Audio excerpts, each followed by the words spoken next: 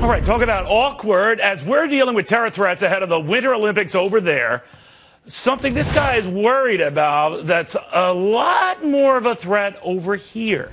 Hi, everyone. I'm Neil Cavuto, and just call it a national security debt threat. Retired Admiral Mike Mullen, at one time the highest-ranking military officer in our nation, sounding off about all the spending going on in our nation and all that debt that's behind it. We just can't be the country that we are capable of at a time in the world where we're needed as much as we've ever been needed if we just keep spending ourselves into oblivion. So, is Mullen on to something or just on something to Ben Stein, Charles Payne, Dagan McDowell? We got Adam Lashinsky here, we got Charlie Gasparino here, and we got Charles Payne here. Is he over-dramatizing it, or do you think he's legitimately got a point? I think he's legitimately got a point. Listen, being overextended can ruin people, businesses, and countries. Ask Rome what happened over there. You know, it's well, pretty... it's kind of hard to ask the whole city, but I understand. The Roman Empire was the remnants of it, or one of the many historians. You have relatives there. Oh, here we go. Here we go. Charlie, defend me here. The Italian stuff has started. My relatives are in Naples. So yeah, there we go. You guys have already squandered at least one empire. I guess that's... Okay. That's it. But in other words, that you overdo it, it's just a matter of time before if all your money is going to pay off the interest on a gazillion dollars in debt, it takes away from every other aspect that makes you great in the first place. I'm wondering, Gasparino, too, if what he's hinting at is when so many own your debt, including nefarious characters or people who don't necessarily love you, like China, that we would maybe not so quick to challenge them if they get military. You know, a couple of caveats here. I don't know where Mr. Mullen got his PhD in economics, or how much economics he studied.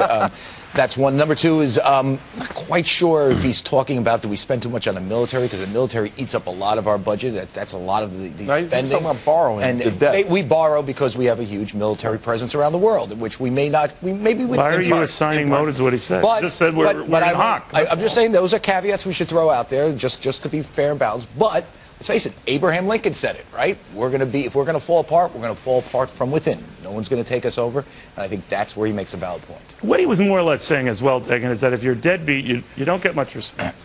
and that in the eyes of the global community, we're kind of losing our cachet. And I'm wondering if that translates into them thinking you're a joke militarily as well. That might be a leap too much. I don't know. You lose with so much debt. You certainly lose political flexibility and you lose military flexibility. And that is going back years. You had Senator Inhofe saying we can't go to war with Syria. We just don't have the funds to do that at this point. And that was last spring, last August, for example. And then secondly, you have China. They have enormous leverage over us because they're the #1 foreign holder of our debt. We won't act potentially as we should, whether it's militarily or even economically with China, because we need them to buy our debt. Why do you disagree? No. Yeah, because they have our debt, we have their money. I mean, it's a pretty even balance there. They do not want to jeopardize their investment in the United States. So these are separate subjects. Is that a threat? I mean, you act like, well, you need us more than we need you, so don't even try to. Well, I don't think they would. I don't think they would take that too seriously. But yes, I think it is a threat. Yes. Okay, Ben, what do you make of all this? I don't think that Admiral Mullen has any training in economics whatsoever. That's one. He's trained in building aircraft carriers, or at least in commanding them, not in economics. Two, there's never been an example in the entire history of mankind of a large civilization that went under because of its debt being excessive. Three, if the debt is excessive, one solution is to tax more, not to spend less. Four, the military forces of the United States, while not as strong as they were a few years ago, are the equal of the entire military forces of the rest of the world, and we spend as much in the U.S. with 5% of the population as the entire rest of the world. And ask the al-Qaeda terrorists who were blown up, or their families who were blown up in Yemen by our drones, if they're not scared of us. I mean, we have more supersonic aircraft, more aircraft carriers, more ships of any kind than the whole rest of the world put together. Okay, yeah, but besides that, here's what I'm saying. By the way, Tim Geithner has a background in economics. I don't know necessarily. But Tim Geithner is not the person you were quoting. You were quoting I understand Admiral Mullen. that, but don't assume that you have to get By a the way, background. Tim Geithner does Can I not just have make a a background in counterpoint for a economics. Tim second? Geithner is a cookie-pushing diplomat. Yeah, you know, 100 years ago, Ben, 100 years ago, everything you just laid out, the British laid it out as well. No one could touch Britain them. is still a thriving power, and Britain does not have it's a thriving huge power, empire. but you know what? The Iranians snatched one of their boats, and they had to beg them to give it back. They have no more military power outside of the winning the Falklands. I'm just saying, if we can't fund this amazing military, we're in trouble. That's because they have us. If I could, there's nobody out there in any serious way to challenge us militarily. In the future, China will. Right. But for now, we are the dominant military power. I just think we're a little self-assured to our own detriment. And Gasparino, my own point on this. I know a lot of you ask why I call Gasparino because there are two Charleses here, so that's right. Not being disrespectful. Don't call me like for dinner. Exactly. But one of the things that keeps coming up here is, does it give you pause about the spending of money, as David was mentioning, Senator Inhofe in Syria getting involved, when you owe so much money or you don't have any? I do not buy that we didn't go to Syria because of money. I mean, there's a lot of other reasons why we weren't in Syria. I think if Inhofe said that, that's a pretty lame, dopey statement. Listen, I think it's wait. Is Inhofe the dopey one or me making it? No, or me. I'm not saying, I'm saying whoever made that statement is insane. We did not go to You don't Syria. think it gets, when the kettle's dry, there's nothing in it. You don't think that gives you some pause? We're not going back into space because there is a point where you can't borrow anymore, where the reserve currency. Well, that's what Charles Payne's point was. I agree with that. We're at that point. I don't think we're not even near that.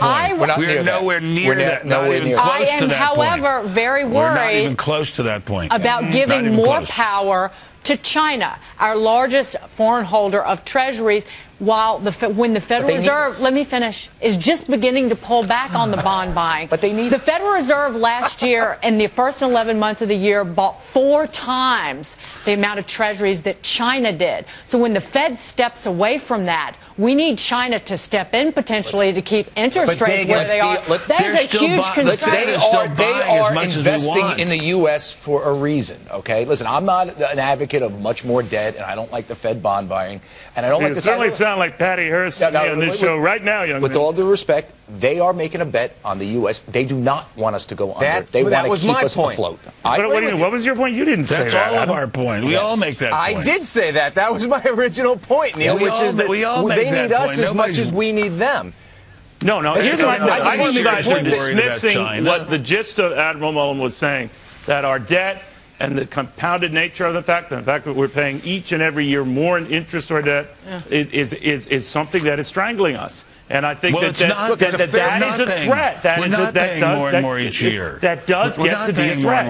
Then if we have a slight uptick in rates, Ben, you're the economic genius here. If we have even the slightest uptick in rates, the cost of carrying that debt is going to be prohibitively expensive, and we're going to be up against a wall. You don't know that. I mean, you'd have to have some data to know that. You don't know that. You're just saying that as a hypothesis. Look, the greatest holder of debt by far is the Federal Reserve. The cost of carrying our debt, the interest rates go up, Ben. The cost of carrying that debt gets pricier. Yes or no? We pay it to ourselves. The Federal Reserve is the main holder of the debt. They turn over the enormous majority of it to the Treasury. So what you're saying is they can play games to avoid it. You're defending the action by saying they can play games. You've identified the real problem. Thank you. It's a Ponzi. That was my intention all along. Okay, it's a Ponzi scheme. You're right. I spread the crumbs. You guys finally picked up. And when people lose confidence, when the world, the global investing community lose confidence, which is what Charles Payne was saying at the outset. The only thing that's saving us now, well, the only thing saving us now is I think it's foolhardy and nearsighted. It's foolhardy and nearsighted to dismiss it as if there's no chance in hell. You guys are whistling past the grave. You sound like the guys who in Rome said, apparently there's some barbarians at the gates. By the way, Rome took how many years to implode? Like 3,000 years? I don't know. How many years? Oh, the last 10 were tough. All right,